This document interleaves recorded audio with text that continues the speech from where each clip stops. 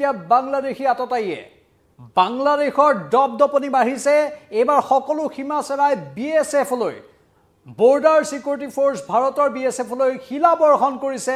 অতি প্ৰচণ্ডভাৱে নমস্কাৰ স্বাগতম নিউজ 18 অসম নৰ্থ ইষ্টৰ এয়া হৈছে পোনপটীয়া সম্প্ৰচাৰ ষ্টুডিঅ'ত মই প্ৰাঞ্জল দৃশ্য প্ৰথমে দেখুৱাই লৈছো এয়া হল বাংলাদেশৰ ফালৰ পৰা ভাৰতৰ বিএছএফৰ এয়া নাওলৈ শিলগুটি নিক্ষেপ কৰাৰ দৃশ্য আমি অলপ যদি এইখিনিতে ৰৈ দিও আপোনালোকে দৃশ্যবোৰ মনিব পাৰিব এইখিনিত ভালদৰে চাওক এয়া বিএছএফৰ নাও আৰু বিএছএফৰ নাও ধাৰাবাহিকভাৱে শিলাবৰ্ষণ কৰিছে এইফালে বাংলাদেশৰ ফালৰ পৰা এই দৃশ্যবোৰ আহিছে সন্মুখলৈ বাংলাদেশৰ দুৰ্বৃত্তই শিলাবৰ্ষণ কৰিছে আৰু সেই দৃশ্যবোৰ সামাজিক মাধ্যমত বাংলাদেশৰ ফালৰ পৰা দিয়া হৈছে ঈদৰ পাছতে ঈদৰ সময়ত বিশেষকৈ ঈদৰ দিনা এই বাংলাদেশৰ এই সীমামূৰীয়া ডাউকিৰ কথা কৈছো আমি মেঘালয়ৰ ডাউকি আমি সকলোৱে পৰ্যটনস্থলী হিচাপে ডাউকিলৈ যাওঁ সেই ডাউকিৰ পৰা বাংলাদেশ সীমান্ত দেখা পোৱা যায় আৰু বহুতে সেই পৰ্যটনস্থলীক অতি আকৰ্ষণীয় পৰ্যটনস্থলী হিচাপে বিবেচনা কৰে আৰু সেই ডাউকি এটা অন্যতম পৰ্যটনস্থলী মেঘালয়ৰ সেই ডাউকিত বিএছএফৰ ওপৰত শিলাবৰ্ষণ ঈদৰ দিনা তাকো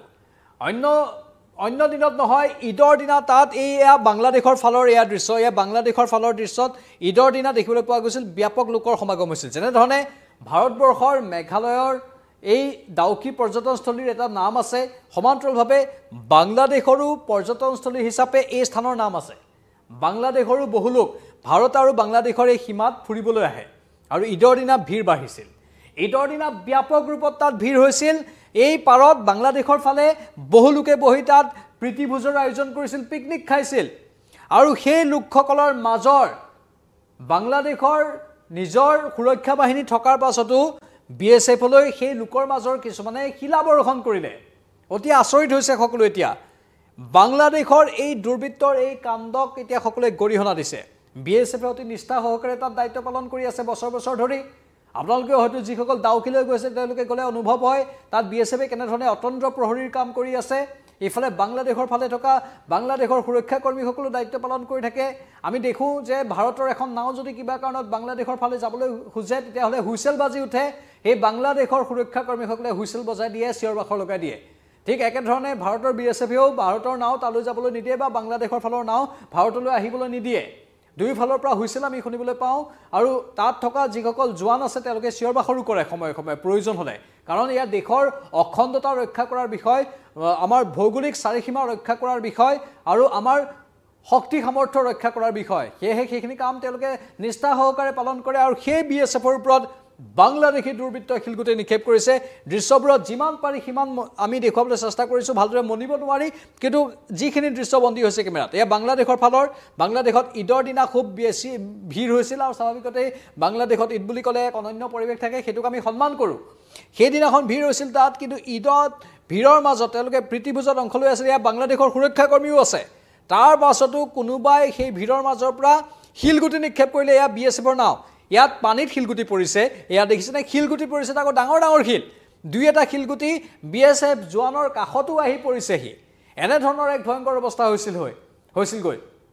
আৰু এই অৱস্থা কিয় হ'বলৈ পালে এই অৱস্থা একমাত্ৰ এই কাৰণেই হ'ব পাইছে কাৰণ বাংলাদেশত এতিয়া অচলাৱস্থাই বিৰাজ কৰি আছে বাংলাদেশত অন্তৱৰ্তীকালীন চৰকাৰখন মহম্মদ ইউনুছ চৰকাৰখনে গোটেই অৰাজক অৱস্থাৰ সৃষ্টি কৰি দিছে তাত থকা সাধাৰণ লোকসকলকো এতিয়া দস্যু দানৱলৈ ৰূপান্তৰ কৰিবলৈ কৰবাত মহম্মদ ইউনুছ চৰকাৰে চেষ্টা কৰাৰ অভিযোগ উত্থাপন হৈছে বিশ্ব সমুদায়ে এই বিষয়বোৰ খুব হজুৰে উত্থাপন কৰিছে আৰু সেয়েহে বাংলাদেশত একাংশ অসামাজিক চক্ৰ সক্ৰিয় হ'বলৈ সুযোগ পাইছে তাকো খুদ নিৰাপত্তাৰক্ষীৰ সন্মুখতে বাংলাদেশৰ নিৰাপত্তাৰক্ষী তেওঁলোকক বাধা দিয়া নাই আমি সকলোৱে জানো বিএছএফে ভাৰতবৰ্ষৰ সীমামূৰীয়া যিবোৰ অঞ্চল বিশেষকৈ ভাৰত বাংলা সীমান্ত ভাৰত পাকিস্তান সীমান্ত এই সীমান্তত বিএছএফে অতি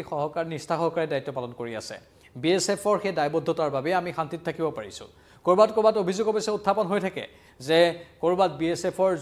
কোনোবা বিষয়াই উৎকুচ গ্ৰহণ কৰা বুলি সেইবোৰ বাৰু দুই এজন বিষয়ৰ ক্ষেত্ৰতে প্ৰযোজ্য হয় কিন্তু সকলো বিএছএফ বিষয়া তেনে নহয় বেছি সংখ্যক বিএছএফ বিষয়া জোৱানে নিজৰ দায়িত্ব অতি নিষ্ঠা সহকাৰে পালন কৰে দুই এজনৰ বাহিৰে কেতিয়াবা দুই এজনে ইফাল সিফাল কৰে আৰু সেইসকল জালতো পৰে বাকি সকলোৱে নিষ্ঠা সহকাৰে দায়িত্ব পালন কৰে বুলি হততে আমি শুনিবলৈ পাই থাকোঁ যেনেধৰণে বিএছএফে দায়িত্ব পালন কৰি আছে তেনেধৰণে সাগৰীয় যিটো প্ৰান্ত আছে বিশেষকৈ বংগোপসাগৰ বে অফ বেংগলৰ পৰা একেবাৰে ভাৰত মহাসাগৰলৈকে পাকিস্তানলৈকে যিটো সাগৰীয় প্ৰান্ত আছে তাত ইণ্ডিয়ান কোষ্ট গাৰ্ডে দায়িত্ব পালন কৰি আছে বিএছএফে ভাৰত বাংলা সীমান্ত ভাৰত পাকিস্তান সীমান্তৰ নিৰাপত্তাৰ দায়িত্ব চাই আছে ইণ্ডিয়ান কোষ্ট গাৰ্ডে সেই সাগৰীয় পাৰ্টটোৰ নিৰাপত্তাৰ দায়িত্ব চাই আছে যাতে শত্ৰুৱে আহি প্ৰৱেশ কৰিব নোৱাৰে বা শত্ৰুৱে আক্ৰমণ কৰিব নোৱাৰে আৰু আইটিবিপি ইণ্ডো টিবেটান বৰ্ডাৰ পুলিচে ভাৰত নেপালৰ সীমামূৰীয়া অঞ্চলবোৰ চাই আছে বা তিব্বেতৰ সেইখিনি অঞ্চল সীমামূৰীয়া অঞ্চলবোৰত অতন্দ্ৰ প্ৰহৰীৰ দায়িত্ব পালন কৰি আছে সমান্তৰালভাৱে অৰুণাচলৰ কিছু কিছু দায়িত্ব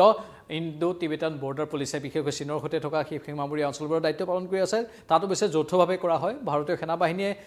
পৰৱৰ্তী দিশবোৰ চোৱা চিতা কৰে আৰু বিএছএফেও তাত গৈ সীমাৰ দায়িত্বটো পালন কৰেগৈ আইটিবিপিৰ সমান্তৰালকৈ এয়াই হৈছে ভাৰতৰ অতন্দ্ৰ প্ৰহৰী এওঁলোকে নিষ্ঠা সহকাৰে দায়িত্ব পালন কৰি থকাৰ মাজত যেতিয়া তেওঁলোকক কোনোবাই মাৰণাস্ত্ৰৰে নহয় তাকো নিৰাপত্তা বাহিনীয়ে নহয় বা সেই দেশখনৰ সীমান্ত সুৰক্ষা বাহিনীয়ে নহয় বৰ্ডাৰ গাৰ্ডছ বাংলাদেশে নহয় তেওঁলোকৰ সাধাৰণ নাগৰিকে যেতিয়া আক্ৰমণ কৰিব স্বাভাৱিকতে তাত আৰু গুলিৰে প্ৰত্যুত্তৰ দিয়াৰ কথা নাই মানৱতাৰ খাতিৰত ভাৰতীয় বিএছএফৰ জোৱানসকলে সেই কাম নকৰে কিন্তু তাৰেই সুযোগ ল'লে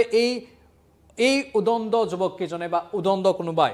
যুৱক বা পুৰুষ যিয়ে নহওক কোনোবাই এই তাৰেই সুযোগ ল'লে আৰু তাৰেই সুযোগ গ্ৰহণ কৰি ডাউকিত এনেধৰণে শিলগুটি নিক্ষেপ কৰা হ'ল তাকো প্ৰচণ্ড ৰূপত ধাৰাবাহিকভাৱে শিলগুটি নিক্ষেপ কৰা হ'ল আৰু সেই শিলগুটিৰ আঘাত বিএছএফ অৰ্থাৎ ভাৰতীয় বৰ্ডাৰ সিকিউৰিটি ফোৰ্সৰ নাওতো পৰিল নাওতো আঘাত লাগিছে ইয়া ঈদৰ দিনা এইসকল বাংলাদেশৰ নাগৰিক ডাউকিত সমবেত হৈছিল ইতিমধ্যে আমি উল্লেখ কৰিছোঁ যে ডাউকিৰ ভাৰতীয় প্ৰান্তৰ যেনেধৰণে এটা পৰ্যটনৰ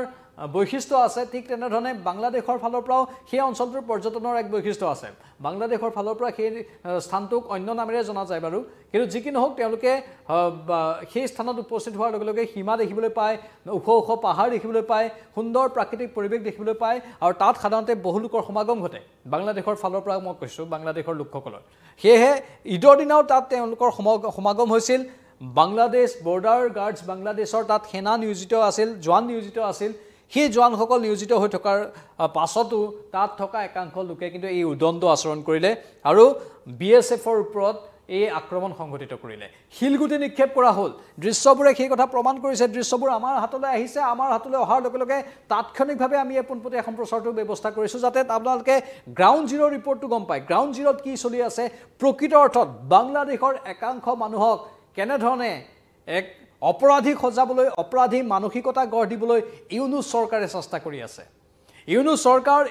চৰকাৰে অসম তথা উত্তৰ পূৰ্বাঞ্চলক ভাৰতৰ পৰা বিচ্ছিন্ন কৰাটো বিচাৰে চীনত গৈ মহম্মদ ইউনুছে বহুত ডাঙৰ ডাঙৰ কথা কৈ গ'ল যে কিয় এই অসম আৰু উত্তৰ পূৰ্বাঞ্চলৰ প্ৰান্তটোক বিচ্ছিন্ন কৰিব লাগে চীনৰ সকাহ পাবলৈ চীনৰ সহায় পাবলৈ বাংলাদেশে এনেধৰণৰ কথাৰ আশ্ৰয় ল'লে চীনৰ সাহসত মত্ত হৈ ইউনুছে এইখিনি বক্তব্য প্ৰদান কৰিলে আৰু সেই কথাটোৰ পৰা অনুমান কৰিব পাৰোঁ যে বাংলাদেশে অহৰহ অসম তথা উত্তৰ পূৰ্বাঞ্চলক ভাৰতৰ পৰা বিচ্ছিন্ন কৰিবলৈ চেষ্টা কৰি আছে এই কাৰ্যকলাপবোৰো তাৰে অংশ নেকি সেই প্ৰশ্নটো উত্থাপন হৈছে কিবা কাৰণত মহম্মদ ইউনুছ চৰকাৰৰ দ্বাৰা প্ৰৰোচিত একাংশ লোকে এনে কাম কৰিলে নেকি বাংলাদেশৰ আভ্যন্তৰীণ অৱস্থা বৰ ভাল নহয় কিন্তু তেওঁলোকে সীমামূৰীয়া অঞ্চলবোৰো এৰি দিয়া নাই সীমাত আহিও তেওঁলোকে এনেধৰণৰ দপদপনি অব্যাহত ৰাখিছে আজিৰ পৰা দুমাহ আগতে বাংলাদেশৰ এই অপ্ৰীতিকৰ পৰিস্থিতি আৰম্ভ হোৱাৰ ঠিক পাছতেই 2-3 মাহ আগতে আমি দেখিবলৈ পাইছিলোঁ ত্ৰিপুৰাৰ সীমান্তত আহি বাংলাদেশী নাগৰিকে বিএছএফৰ জোৱানৰ অস্ত্ৰ কাঢ়ি নিবলৈ চেষ্টা কৰিছিল তেওঁলোকে অবৈধভাৱে গৰু সৰবৰাহ কৰে যাৰ বাবে বিএছএফ জোৱানে বাধা দিবলৈ যোৱাত বিএছএফ জোৱানৰ অস্ত্ৰ কাঢ়িবলৈ চেষ্টা কৰিছিল বহু কেইগৰাকী বাংলাদেশী নাগৰিকে আহি ভাৰতৰ সীমাত প্ৰৱেশ কৰি বিএছএফক আক্ৰমণ কৰিবলৈ উদ্যত হৈছিল পাছত অৱশ্যে বিএছএফৰ অত্যধিক বা বেছি সংখ্যক জোৱান তাত উপস্থিত হোৱাৰ লগে লগে সেই বাংলাদেশীকেইটাই পলাই পত্ৰ দিছিল মানে ধাৰাবাহিকভাৱে ইউনুছ চৰকাৰ অহাৰ পাছত বাংলাদেশত এনেধৰণৰ অচলাৱস্থা বাংলাদেশৰ পৰা ভাৰতক আক্ৰমণৰ তাকো সাধাৰণ নাগৰিকৰ দ্বাৰা আক্ৰমণৰ ঘটনা সংঘটিত হৈ আছে এয়া সাধাৰণ এই অপৰাধী মনোবৃত্তিৰ নাগৰিকবোৰে এই কামবোৰ কৰি আছে বাংলাদেশ বৰ্ডাৰ গাৰ্ডছ বাংলাদেশ এইবোৰ ক্ষেত্ৰত জড়িত নহয় মানে পোনপটীয়াকৈ বাংলাদেশ নিৰাপত্তাৰক্ষীয়ে এইবোৰৰ পৰা গায়ৰা দিছে তেওঁলোকে কৰা নাই যেন দেখুৱাবলৈ চেষ্টা কৰিছে আচলতে চৰকাৰৰ পৃষ্ঠপোষকতাতে যে এইবোৰ হৈ আছে সেই ক্ষেত্ৰতো স্বাভাৱিকতে প্ৰশ্ন উত্থাপন হৈছে এই গুৰুত্বপূৰ্ণ বিষয়বোৰ আৰু আমি দেখুৱালো আপোনালোকক এয়া গ্ৰাউণ্ড জিৰ' ৰিপৰ্ট বাংলাদেশৰ ফালৰ পৰা কেনেধৰণে ভাৰতৰ বিএছএফৰ ওপৰত শিলাবৰ্ষণ কৰা হ'ল ধাৰাবাহিকভাৱে শিলাবৰ্ষণ কৰা হ'ল আৰু বাংলাদেশত থকা লোকে এইখিনি নিজৰ কেমেৰাত বন্দী কৰিছিল আৰু সেই কেমেৰাত বন্দী কৰা দৃশ্যবোৰ কিবা প্ৰকাৰে আমি সূত্ৰৰ জৰিয়তে যেহেতু আমাৰো সোৰ্স আছে তাত বা বিভিন্ন জনৰ সোৰ্স আছে ভাৰতত থকা লোকৰ তেওঁলোকে আমালৈ প্ৰেৰণ কৰিলে ভাৰতলৈ আৰু ভাৰতত সেই দৃশ্যবোৰ পোৱাৰ লগে লগে আমি পোনপটীয়াকৈ আপোনালোকৰ বাবে সম্প্ৰচাৰ কৰিলোঁ আপোনালোকৰ মতামত কি এই সন্দৰ্ভত কমেন্ট বক্সত কমেন্ট কৰি জনাব পৰৱৰ্তী সময়ত আকৌ আহিম চাই থাকক নিউজ 18 অসম নৰ্থ ইষ্ট নমস্কাৰ